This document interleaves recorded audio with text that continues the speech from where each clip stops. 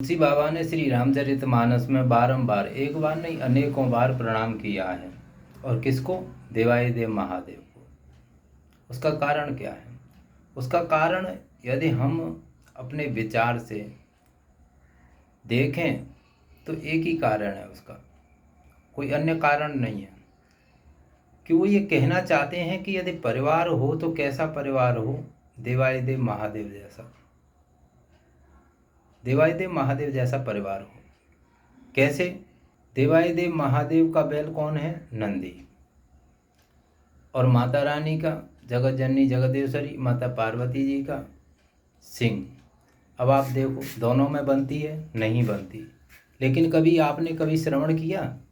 कभी आपने कहीं वर्णन सुना हो कि दोनों में झगड़ा हुआ? कभी कोई झगड़ा नहीं।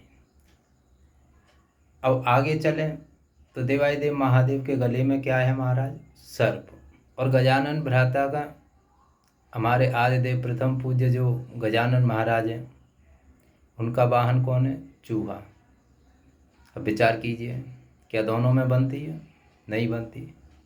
लेकिन कभी आपने श्रवण किया शिव महापुराण की पोथी में कि दोनों में कभी कोई युद्ध हुआ? कभी वो युद्ध नहीं हुआ, कभी कहीं वर्णन नहीं आया। सदानंद महाराज को ले लीजिए, उनका वाहन है मयूर।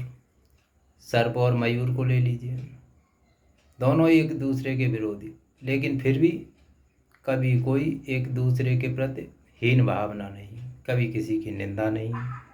युद्ध तो बहुत बड़ी बात है। और यही नहीं,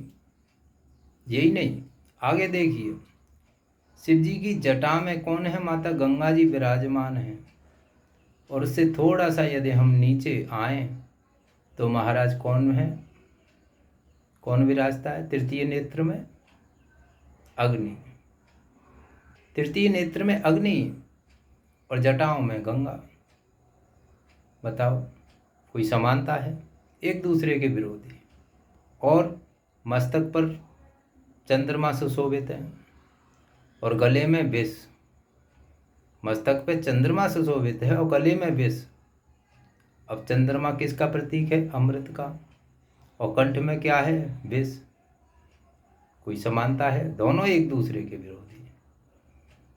और जो शायद आपने कभी श्रवण न किया होगा, हाथ में क्या है देवाधिदेव के? त्रिशूल। और त्रिशूल से क्या किया जाता है? संहार, किसी का वध। अस्त्र शस्त्र है एक।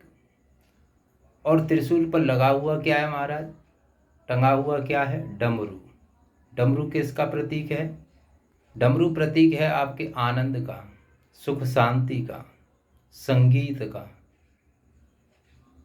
इसीलिए तुलसी बाबा देवाधिदेव महादेव को सर्वप्रथम बारंबार, एक बार नहीं अनेकों बार, बारंबार प्रणाम करते हैं कि हे महादेव, मेरे राम जी का आप ऐसा ही परिवार रखना जैसा कि परिवार आपका है। क्यों?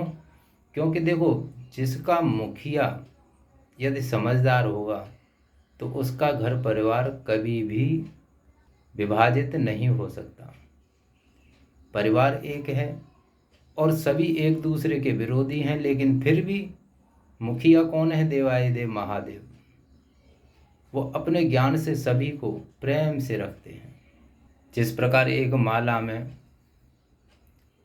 108 मोतियां रखे जाते हैं पिरोकर, उसी प्रकार देवाधिदेव महादेव अपने परिवार को पिरोकर रखते हैं, प्रेम से रखते हैं। और यही बारंबार तुलसी बाबा यहाँ कहते हैं कि मेरे राम जी को भी आप ऐसा ही आशीष देना कि उनका परिवार भी सदैव ऐसा ही रहे जैसे कि आपका है।